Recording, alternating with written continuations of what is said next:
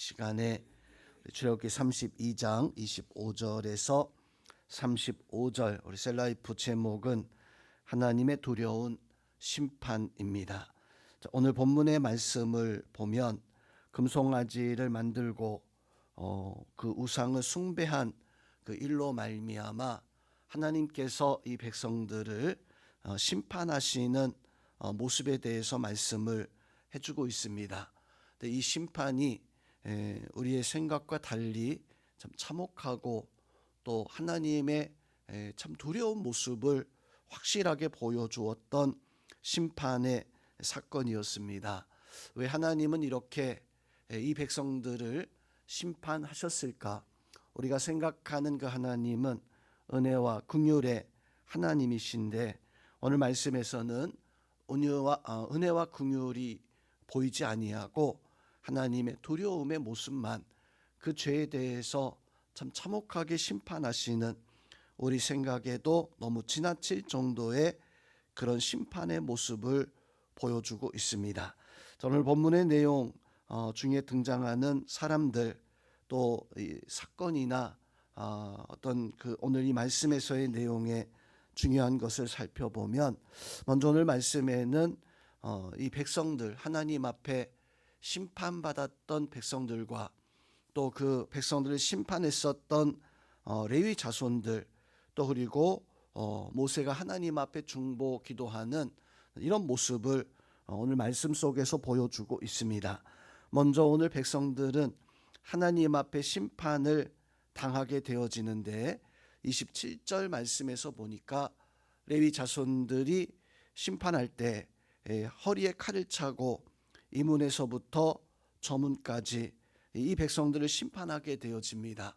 자기 친구들, 자기 이웃들, 자기 형제들을 그날에 3,000명 정도가 그 칼에 의해서 죽음을 당하게 되어지는, 어찌 보면 참으로 끔찍한 사건이었습니다. 하나님 앞에 이 백성들이 이렇게 심판을 당하였을까? 자, 우리는 오늘 이 백성들의 모습을 왜 하나님 앞에 심판을 당하였는가? 25절 말씀에서 보면 모세가 본즉 백성들이 방자하였다라고 이렇게 말씀을 해주고 있습니다. 우상을 숭배하고 금송아지를 만들고 그 금송아지를 향해서 이것이 너희를 애굽에서 인도해낸 우리 하나님이다라고 이렇게 외쳤던, 축제와 어떤 우상 숭배를 즐겼던 이 백성들이 하나님 앞에 가져야 될 모습은 회개와 그리고 하나님 앞에 용서를 구하는 이런 모습을 가져야 되는데, 문제는 이 백성들이 회개하지 아니하고 그만 방자하게 행하였다. 이것은 하나님을 두려워하지 아니하고 심판을 두려워하지 않았던 이 백성들의 어리석은 모습입니다.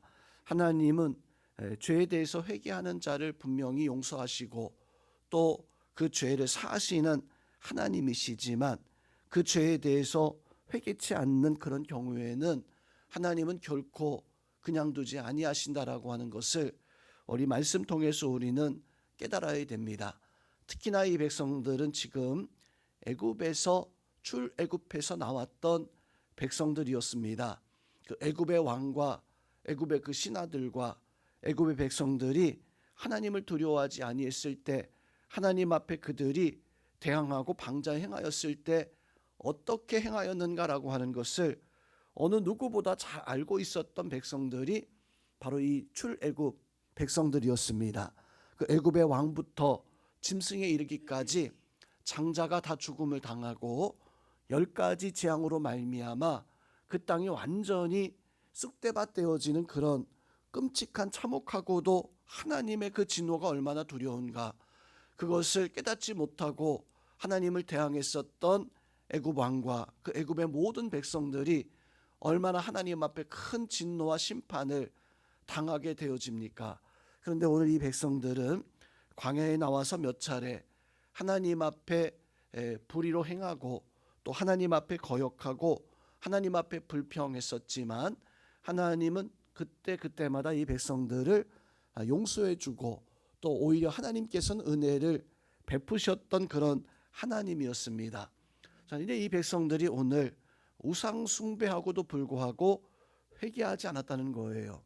하나님 앞에 그 죄를 돌이키지 아니하고 방자히 행하였을 때 하나님께서는 이 백성들을 심판하셨던 것은 우리 생각에는 참 끔찍하고 잔혹한 사건이었다라고 이렇게 여겨지지만 하나님의 심판 앞에서는 회개치 않는 자, 오늘 이거보다 더 큰 심판이 우리 가운데 있다라고 하는 사실을 우리는 기억해야 됩니다.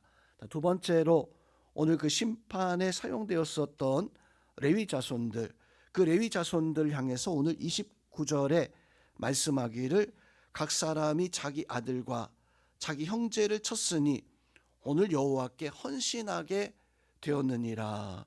또 한 가지 이 레위 자손이 칼을 들고 이웃과 형제와 또 가족들을 심판한 것에 대해서 하나님은 그것을 헌신이다라고 이렇게 말했습니다. 자, 이렇게 말씀하신 그 이유, 성령 죄에 대해서 우리는 애매한 모습을 결코 가지고 있어서는 아니 됩니다. 레위 자손들은 죄에 대해서 심판했던 것이지 사랑하는 사람들을 살해하거나 사랑하는 이웃들을 어떤 살해하는 살인자의 모습이 아니다라고 하는 사실을 우리는 기억해야 돼요.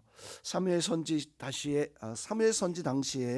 엘리 제사장은 자녀들이 하나님 앞에 죄를 범하고 성전에서 하나님의 제물을 탐하고 또 성전에서 여인들을 희롱하는 것을 알고서도 불구하고 엘리는 그것에 대해서 애매한 모습을 가졌어요. 즉 심판하거나 진노했던 것이 아니라 그냥 넘어갔죠. 그냥 두루뭉실하게 그냥 웃으면서 그러지 말라라고 하는 애매한 태도로 바로 넘어가는 그런 모습을 가지게 되어집니다. 어떻게 되어집니까? 결국에는 엘리 자신도 하나님 앞에 진노를 받았던 것뿐만 아니라 두 아들이 전쟁터에서 그만 죽음을 당하게 되어지는 그런 일들을 겪게 되어집니다.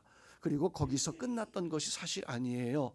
훗날에 사울이 왕이 됐을 때 제사장 마을을 몰살했었던 사건이 있었는데 그 사건의 이유가 바로 엘리 제사장의 애매한 태도가 바로 그러한 일들을 벌어지게 했었다라고 하는 사실입니다. 오늘 레위 자손을 향해서 하나님은 헌신했다라고 하는 것은 죄에 대해서 불의에 대해서 애매한 태도가 아니라 확실한 믿음을 가지고 그 죄를 끊어내고자 하는, 성령은 우리에게도 그런 믿음의 자세가 필요합니다.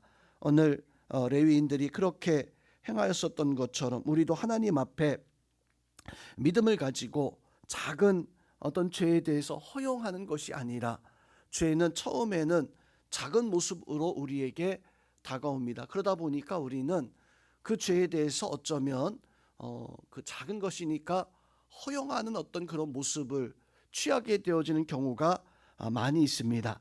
이 정도는 괜찮겠지, 한 번쯤은 상관없겠지, 뭐 이런 거야 다른 사람들도 다 하면서 그냥 웃어 넘기는데 라고 하는 그런 생각을 가지고 그만 죄를 허용하게 되어졌을 때 그 죄가 우리 안에서 자라나게 되어집니다.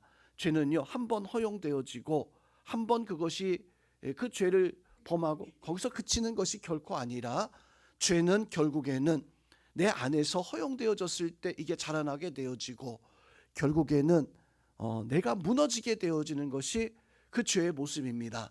또 나만 무너지는 것이 아니라 가족과 이웃이, 공동체가, 심지어 교회와 나라가 무너지게 되어지는, 그래서 우리는 죄는 우리의 신앙을 흐트러 버리고 더 나아가 죄는 영적 분위기까지도 무너지게 하는, 그러므로 우리는 성도 여러분, 죄에 대해서는 정말로 단호할 수 있어야 돼요.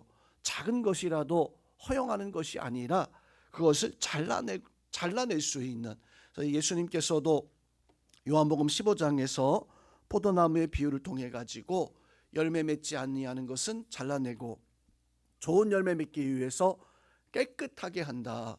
깨끗하게 한다는 의미가 뭘까요? 나의 삶 가운데 죄의 모습이 있다면 도려내야 됩니다. 내 손이 내 발이 범죄하거든 찍어내라라고 예수님께서 말씀하신 것처럼 죄에 대해서는 작은 것이라도 허영치 말고 잘라낼 수 있는 그런 은혜가 우리 가운데 있어야 됩니다. 더 나아가서 하나님은 모세가 하나님 앞에 기도할 때 하나님의 그 중보의 기도에 응답하시는 모습을 볼 수가 있습니다. 그 백성을 완전히 심판하는 것을 거두시고 모세가 하나님 앞에 나가 하나님 차라리 내 생명을 거두어 달라라고 이렇게 요청하는 모습을 들었을 때 34절 말씀에서 보면 모세에게 명령하시기를 이제 가서 내가 내게 말한 곳으로 백성들을 인도해 내라라고 이렇게 말씀하시는, 즉 이 백성들을 용서하시고 이제 다시금 약속의 땅으로 나아갈 것을 명하게 되시는 우리 하나님의 모습. 성도님, 오늘 이 하나님의 모습을 통해서 우리는 어떤 신앙의 모습을 가지고 살아가야 될까요? 오늘 말씀 속에서 우리는 내 삶 속에 혹시나 이 백성들이 가지고 있었던 금송아지와 같은 그런 모습은 없었는가? 혹시나 내가 작은 죄라도 허용하고 살아가고 있었던 것은 아니었는가? 혹시나 내가 죄에 대해서 애매한 그런 어떤 자세를 취하고 있었던 것은 아닌가? 하나님 앞에 죄에 대해 결단하고 바른 모습으로 하나님 앞에 하나님을 바라보며 하나님 앞에 온전히 설 수 있는 하나님의 뜻과 하나님의 역사를 우리가 이뤄나가되 어떤 작은 죄의 모습이라도 두려워하고 하나님 앞에 회개하며 용서함 받고 하나님 앞에 승리의 삶을 살아가는 성도님들이 다 되어질 수 있기를 주님의 이름으로 축원드립니다.